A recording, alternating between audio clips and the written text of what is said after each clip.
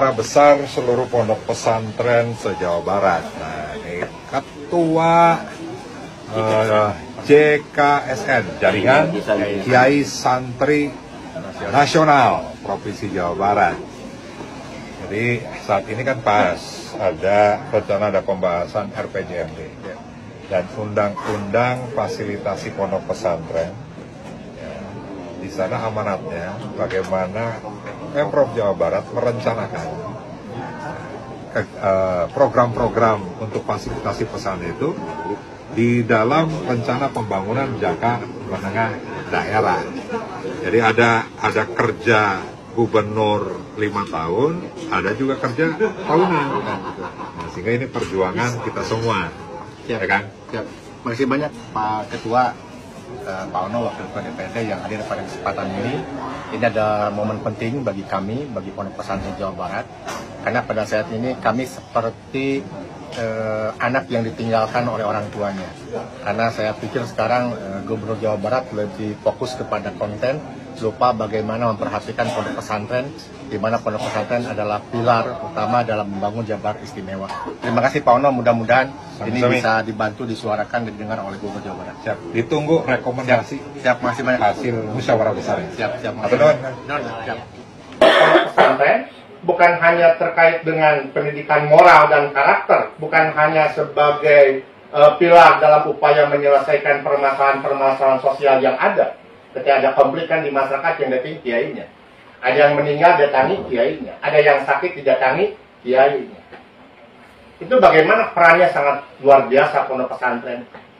Dan pondok pesantren juga menjadi salah satu pilar bagaimana membangun ekonomi umat.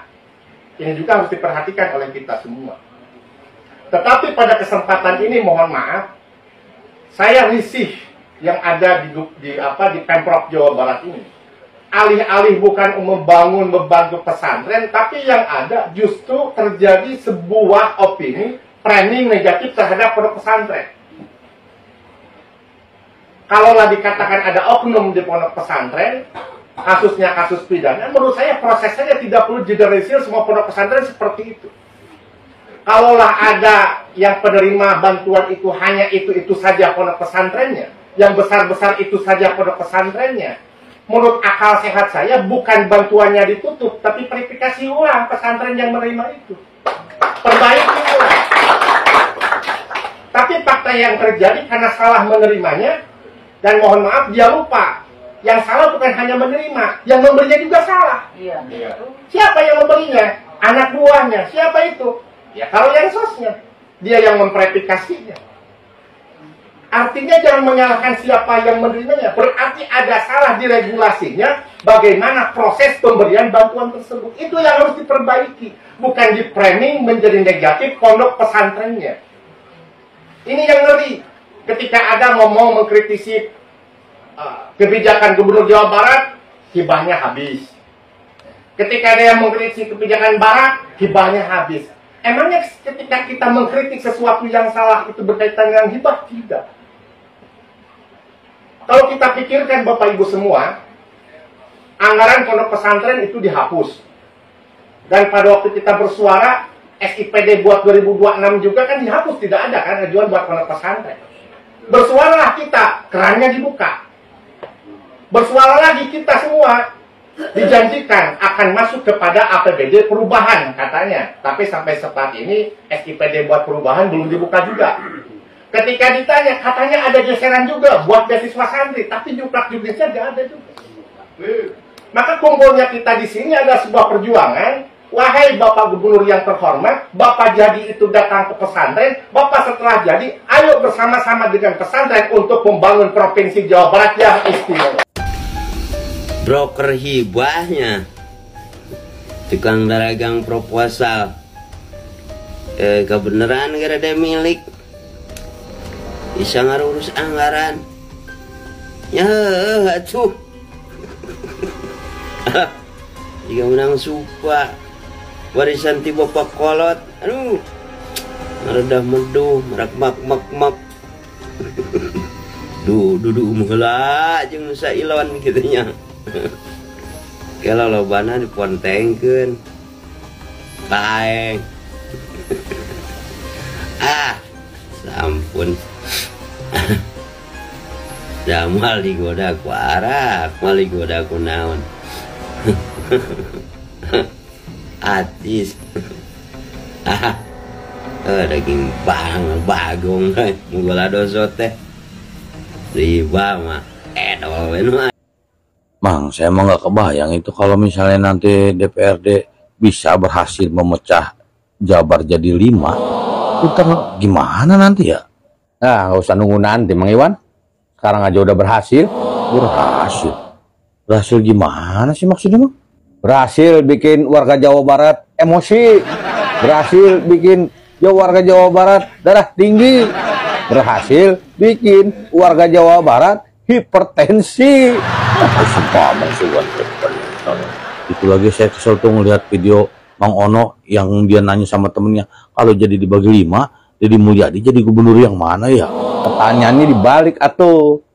Kalau jadi Jawa Barat dipecah jadi 5, Mang Ono ikut di provinsi mana?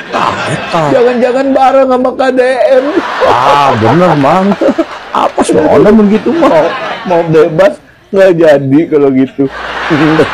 Asip begitu mau Mang. Sekarang gini, misalnya jadi dipecah jadi 5, terus ternyata gubernur 5-5-nya kayak KDM, hitungnya model KDM gitu. Apa nggak tambah repot mereka?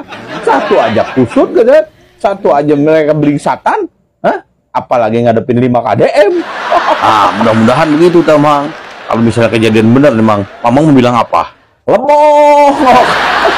Bisa banget. Pak Ono Surono tak kergawe Pak Ono Surono ngabangun Jawa Barat kieu ye. Make wifi ya masyarakatnya supaya pinter, jaringanna alus, dibangun kudu karya Pak Ono tah. Lain saukur babalak bekan menang gaji diuk gede dan kieu mah leutik gajina tapi ngeureuyeuh Pak Ono lumayan kedahar. Teu ngaripukeun negara, teu ngaripukeun DPR, MPR nya. Komo ngaripukeun lain mah. Tah kieu Pak Ono gawe teh tuh. Ieu Jawa Barat teh kieu ye, masyarakat Jawa Barat gawena Pak Ono nya. Nun Pak Ono birah rek kalongok ka dieu ye.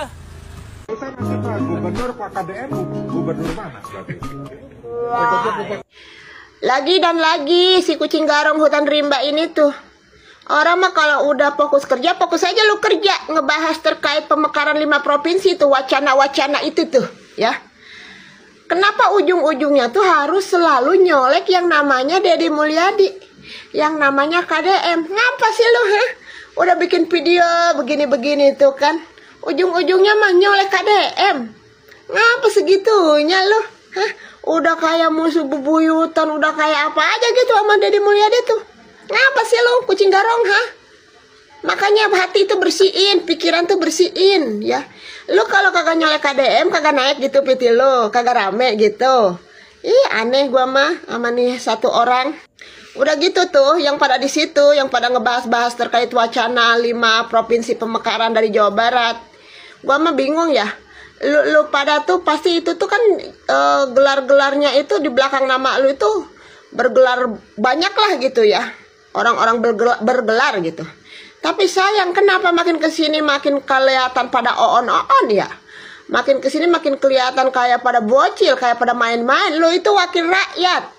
Wakil rakyat, lu kerja yang benar buat rakyat, ya. Selagi ada pemimpin yang kerja untuk rakyat, malah kagak lu dukung. Ngaku doang lu ngomong perwakilan rakyat, lu ngejedok ngeduduk di atas kursi empuk dengan ruangan megah adem ayam kayak begitu lu. Ngomong doang lu, ngaku-ngaku wakil rakyat lu, giran ada pemerintah, pemimpin yang bagus untuk rakyat, malah dimusuhin, malah disenggol-senggol, malah dicari-cari perkaranya, dicari-cari masalah, kagak ada masalah, dicari-cari masalah. Heran gua sama modelan lu pada ya. Wakil rakyat, lu kagak usah mengatasnamakan wakil rakyat deh. Kalau mau pada kayak begitu, tibang duduk di ruangan-ruangan dengan AC dan kursi-kursi empuk, lu mengatasnamakan jangan wakil rakyat, wakil keluarga aja udah lu, wakil keluarga lu, ya. Soalnya apa, kerja untuk rakyat juga kagak ada lu pada lu tibang cuma nyindir-nyindir doang, tibang cuma nyolek-nyolek doang, tibang cuma ngata-ngatain doang sama pemimpin. Alah gua mah Malu-maluin Jawa Barat lu. Beneran sumpah gue sebagai warga Jawa Barat malu memiliki wakil rakyat modelan kayak lu pada. Kelihatan banget on-onnya, bukan malah kelihatan pinter. Aduh. Itu komentar dari seorang ibu, KDM memang pantas jadi pemimpin negara.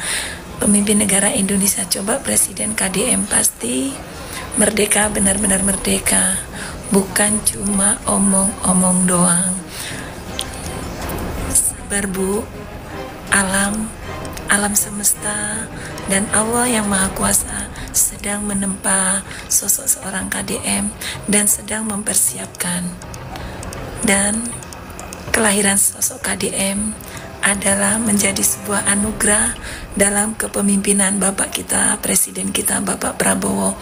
Jadi kita sebagai rakyat kecil yang menunggu sebuah mimpi dengan penuh harapan, yuk kita dukung Bapak kepemimpinan Bapak Presiden Prabowo hari ini bersama Bapak KDM, karena Pak Prabowo dengan Bapak KDM adalah semua sudah proses dari sebuah alam dan sebuah ketentuan dari Allah yang Maha Kuasa, yang mungkin kelahiran KDM hari ini alam semesta dengan ridho Allah sedang menempa Bapak KDM untuk dipersiapkan buat Indonesia ke depan, insya Allah. Tapi dengan lahirnya sosok KDM, kita sudah melihat sebuah cahaya kilauan baru untuk negeri Indonesia. Semoga KDM ke depan bersama kepemimpinan Pak Prabowo membawa Indonesia ke depan makin maju. Yuk buat seluruh rakyat Indonesia. Saya dari Taiwan. Saya bukan lagi warga negara Indonesia, tapi saya sudah melihat kinerja dan keikhlasan, ketulusan Bapak KDM untuk negerinya. Mari kita support Bapak KDM bersama. Mari kita genggam Bapak KDM bersama. Kita persiapkan menuju Indonesia gemilang dan Indonesia